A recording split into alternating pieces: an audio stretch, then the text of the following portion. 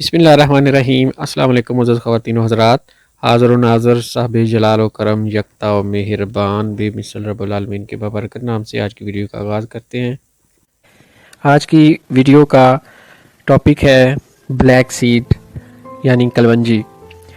कलवंजी को black cumin seed भी कहते हैं और उसका बोटेनिकल नेम नजेला स्टाइवा है।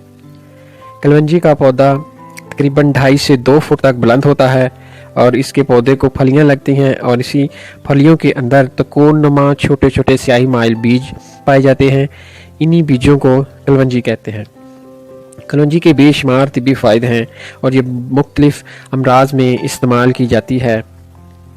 कलवंजी का मिजाज गर्म और खुश्क दर्जा सौम्य है, यानी बहुत ज़्यादा गर्मी और खुश्की कलवंजी के अंदर मौजूद है।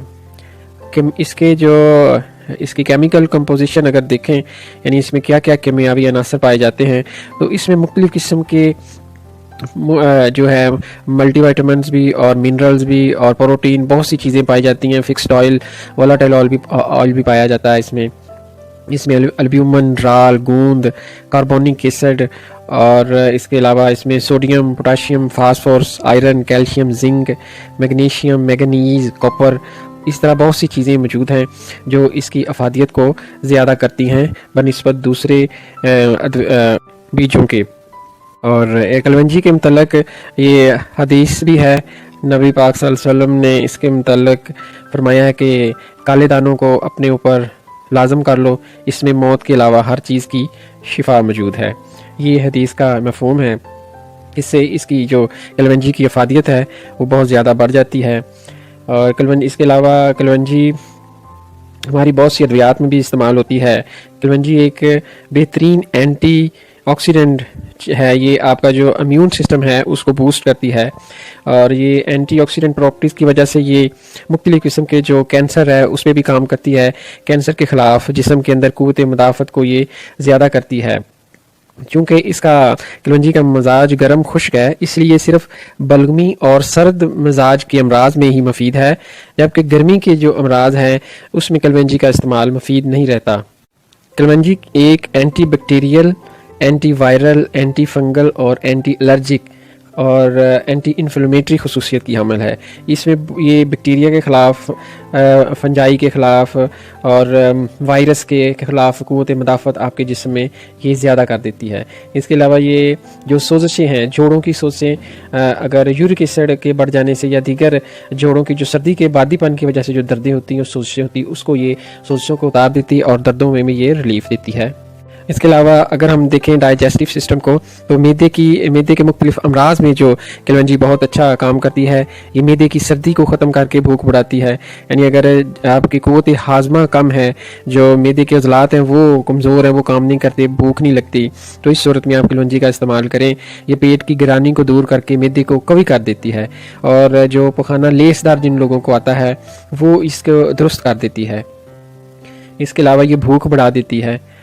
जिन लोगों को भूख नहीं लगती, अगर उनका मैदे का इशू ये है कि उनके जो मैदे के अज़लात हैं उनमें उनका वो कमज़ोर हो गए हैं, तो वो इसको इस्तेमाल करें। अगर उनको ब्लड प्रेशर नहीं है तो इसी के साथ कलवंजी के साथ अगर 100 ग्राम कलवंजी है तो उसमें तकरीबन 20 ग्राम काला नमक डालकर, तो उसमें 50 ग्राम जो है सूंड अदरक का पाउडर यानी सूंड का पाउडर शामिल करके बना के वो अगर थोड़ा थोड़ा खाते हैं तो उनका जो क़ुव्वत हाज़मा है वो स्ट्रॉन्ग हो जाता है। इसके अलावा यही जो नुस्खा ये दर्द गुर्दा, री और बवासीर री के भी ठीक कर देता है। यानी अगर दर्द गुर्दा की वजह बादीपन, गैस और जिसको री बोलते हैं वो है, तो तब ये उस पर भी काम करेगी। यानी जिनको गुर्दा और बवासीर सिर्फ री या बादी है तो उस पर ये बेहतरीन उसमें ये मुफीद है। इसके अलावा मैदे के हवाले से इसका जिन लोगों को हिचकी लग जाती है तो हिचकी में इसको आप इस्तेमाल कर सकते हैं। उसका तरीका ये है कि आपने ठंडे मशरूबात जो है, ठंडी चीज़ें वो बंद कर देनी है और ये आपने इसके थोड़े से बीज लेके उनको चबाना है। चबाने के बाद नीम गर्म पानी पी लें, तो इससे आपको वो जो हिचकी है वो इससे बेहतर हो जाती है, हिचकी से ठीक हो जाती है। इसके अलावा जो कलवंजी है वो जो सर्दी का ज़ुकाम है, फ्लू है, चेस्ट इन्फेक्शन है, उसमें ये भी बलगमी दमा है, उसमें भी ये मशहूर है। उसके लिए अगर किसी को सर्दी लग जाने की वजह से ज़ुकाम, फ्लू, स्वाइन फ्लू हो या बलगमी दमा हो, रेशा बहुत ज़्यादा हो, वो इसका इस्तेमाल करें। उसके लिए आप इसको कलवंजी को मोटा मोटा हल्के हाथों से कूट लें अगर फ़र्ज़ करें 50 ग्राम कलवंजी आपने ली है तो उसमें आप उसको हल्का हल्का कूटें, ज़्यादा तेज़ नहीं कूटना, जिसको हम पंजाबी में कहते हैं दादड़ करना, मोटा मोटा कूटना है। 50 ग्राम कलवंजी में तकरीबन 150 ग्राम आपने शहद खालिस डाल लेना है। तो ये आपकी दवा तैयार हो गई। ये आपके सर्दी के ज़ुकाम के लिए, रेशे के लिए, बलगमी दमे के लिए, जिसमें बहुत ज़्यादा रेशा खारिज होता है और बलगमी दमा और सोजिश, हवाई फेफड़ों की हवाई नालियों में सोजिश हो जाती है, तब ये आप इसको गर्म पानी में या गर्म दूध में शामिल करके, जिनको ज़्यादा रेशा है वो इसको इस्तेमाल करें, तो इससे रेशा खारिज भी होना शुरू हो जाएगा और बनना भी कम हो जाएगा। लेकिन ये सिर्फ बलगमी दमे में काम करेगी, जो खुश्क दमा है उसमें ये इस्तेमाल नहीं करनी। यानी जिनको खुश्क खांसी है या खुश्क दमा है उसमें ये काम नहीं करती, जबकि ये बलगमी दमे में और सर्दी के लग जाने की वजह से जो ज़ुकाम और फ्लू होता है ये उस पर काम करती है।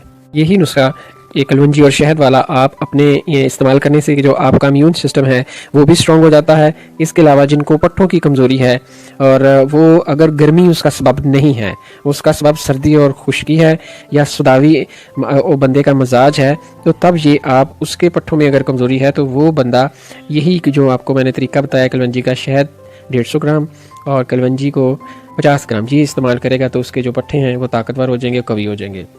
अगर इसका सबब गर्मी है पट्ठों की कमज़ोरी का तो फिर इसको इस्तेमाल नहीं करना, ये बात याद रखनी है। अब देखते हैं कि कलवंजी जो है वो दिल के लिए कितनी मुफीद है। तो अगर हम दिल के हवाले से बात करें तो हमें ये देखना होगा कि अगर तो कलवंजी का जो दिल है वो खून में ट्राइग्लिसराइड्स LDL और ट्राइग्लिसराइड्स बढ़ जाने की वजह से दिल के अमराज पैदा हो रहे हैं, खून गाढ़ा हो जाने की वजह से दिल के अमराज पैदा हो रहे हैं, तो तब आप कलवंजी का इस्तेमाल करेंगे। तो उस ये कलवंजी क्या करेगी कि ट्राइग्लिसराइड्स और LDL का जो लेवल है ब्लड के अंदर बढ़ गया हुआ है, ये उसको वहाँ से खारिज करना शुरू कर देती है, तो खून को पतला कर देती है और दिल की जो धड़कन अगर कम हो गई है इश्क की सबब की वजह से ट्राइग्लिसराइड्स की, तो ये उसको तेज़ कर देती है, यानी ये धड़कन को तेज़ कर देती है, खून को पतला कर देती है और ट्राइग्लिसराइड्स और LDL के लेवल को कम करके ब्लड प्रेशर को नॉर्मल करती है और HDL को बढ़ा देती है। जो HDL है जो खून में पाया जाता है, जो मुफीद कोलेस्ट्रॉल है, ये उसको बढ़ा देती है, उसके लिए ये अच्छी है। लेकिन ये सिर्फ ट्राइग्लिसराइड्स और LDL को ये निकालती है, उसमें दिल के लिए मुफीद है, जबकि जो तबई कोलेस्ट्रॉल है उस पर ये इसका कोई अमल दखल नहीं, उस पर ये काम नहीं करती, यानी जो सिर्फ चिकनाई होती है उस पर ये काम नहीं करती। और ख़ासकर ऐसे हज़रात जिनको ब्लड प्रेशर बहुत तेज़ रहता है, उनको घबराहट होती है, वो कलवंजी इस्तेमाल नहीं करेंगे, ठीक है। जिनका सबब दूसरा तबई कोलेस्ट्रॉल बढ़ गया है और उस सबब से उनको घबराहट होती है, ब्लड प्रेशर तेज़ होता है, उस सूरत में कलवंजी इस्तेमाल नहीं करनी। ये सिर्फ आपका जो टेस्ट है लिपिड प्रोफाइल का वो बताएगा आपको कि आप कलवंजी इस्तेमाल करेंगे कि नहीं।